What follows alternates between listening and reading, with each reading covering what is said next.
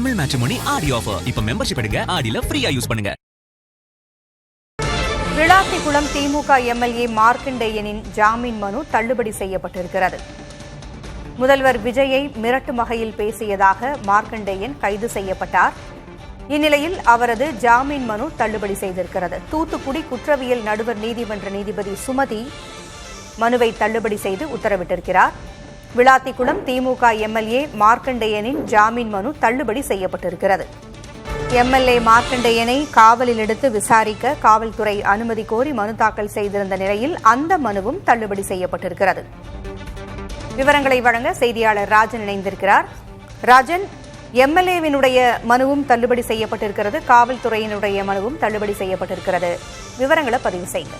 வணக்கம். அதாவது தூத்துக்குடி விளாத்திக்குளம் சட்டமன்ற உறுப்பினர் மார்க்கண்டேயன் காவலில் எடுத்து விசாரிக்கிறதற்கும் பெயில் வாங்குவதற்கும் இன்னைக்கு இந்த தூத்துக்குடி அரசு தூத்துக்குடி நீதிமன்றத்தில் அவங்க இப்ப மனு தாக்கல் என்பது பண்ணியிருந்தாங்க. இதனை அடுத்து திருநெல்வேலியில் சிறையில் அடைக்கப்பட்டுள்ள மார்க்கண்டேயன் அவர்களை தூத்துக்குடி நீதிமன்றத்திற்கு அழைத்து வரப்பட்டார். அங்கு உள்ளே கிட்டத்தட்ட 2:40 ஆரம்பித்த விசாரணை என்பது தற்பொழுதுதான் நிறைவேறியிருக்கு. இதுல அவங்களுக்கு காவலில் எடுத்து விசாரிக்கிற அந்த மனுவும் தள்ளுபடி பண்ணியிருக்காங்க. பெயில் மனுவும் தற்பொழுது தள்ளுபடி செய்து மீண்டும் தூத்துக்குடி நீதிமன்றத்திலிருந்து அவரை சிறைச்சாலைக்கு அவங்க கூட்டு போயிட்டு இருக்காங்க. தகவல்களை வழங்கியமைக்கு நன்றி ராஜன். தமிழ் மேட்ரிமோனி ஆடி ஆஃபர். இப்ப மெம்பர்ஷிப் எடுங்க, ஆடில ஃப்ரீயா யூஸ் பண்ணுங்க.